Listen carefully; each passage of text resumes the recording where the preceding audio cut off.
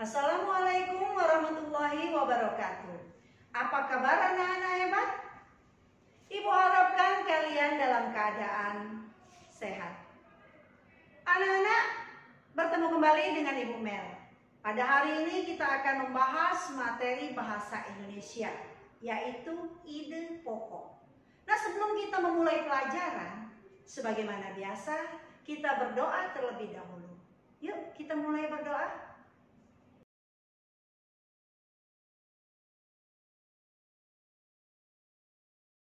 Demikianlah doa yang kita baca. Nah, anak-anak ingat, sebelum kita belajar, kita harus membaca doa terlebih dahulu.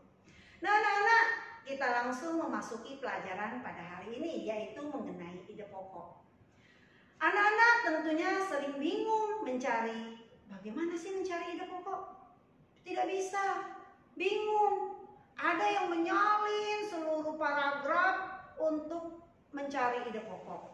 Padahal kalau kalian tahu triknya, maka kalian akan mudah.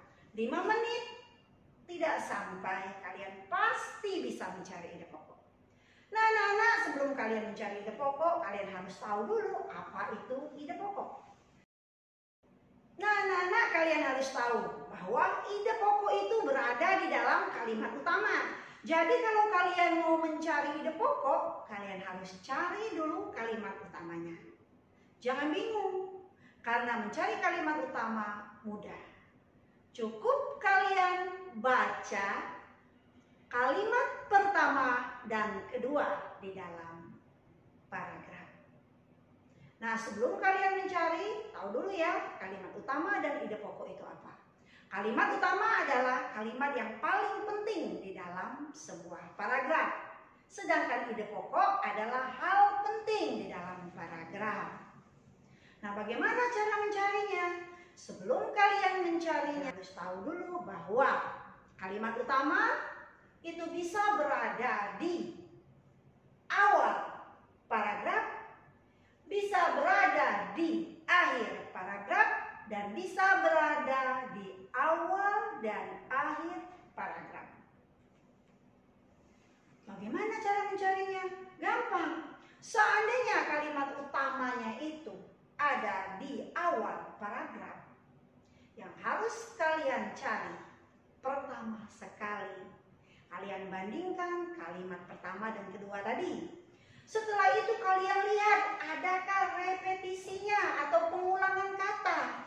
Cukup di kalimat pertama dan kedua ya. Nah, seandainya di kalimat pertama ada kata yang sama dengan kalimat kedua, sudah pasti ide pokoknya berada di awal paragraf. Masih bingung, Bu? Belum tentu. Baiklah, kalau di awal paragraf juga atau di kalimat yang pertama, kita lihat di kalimat keduanya tadi, kalau sudah ada repetisi, kalian lihat apakah ada kata rujukannya. Apa saja kata rujukan? Kata rujukan ada kata ini, itu contoh kata rujukan. Atau ada juga kata ganti orang. Contohnya apa?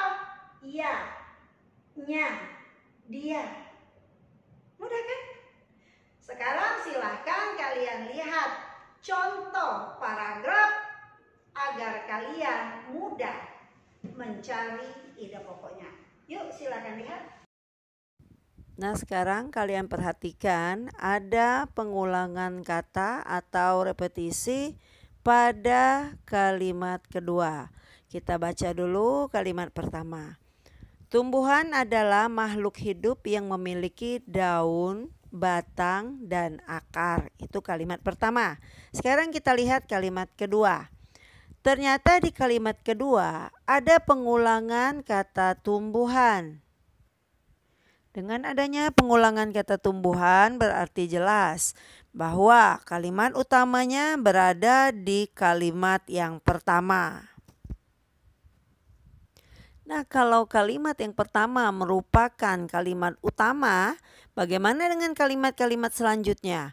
Kalimat selanjutnya mulai dari kalimat kedua dan ketiga itu merupakan kalimat penjelas atau kalimat penunjang. Nah, bagaimana kalau ide pokoknya atau kalimat utamanya berada di akhir paragraf? Dia berada di akhir paragraf juga mudah.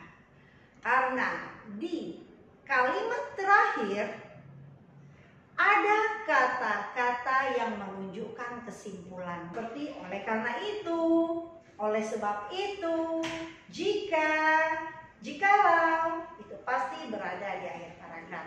Nah, bagaimana kalau dia yang merupakan campuran? Kalau dia merupakan campuran, berarti dia merupakan campuran dari yang di awal dan di akhir. Demikianlah materi pada hari ini. Nah, seandainya ada yang belum kalian pahami di pertemuan selanjutnya atau saat kita berjumpa di kelas, kalian bisa tanyakan langsung kepada Ibu. Ibu akhiri materi hari ini dengan ucapan wassalamualaikum warahmatullahi wabarakatuh.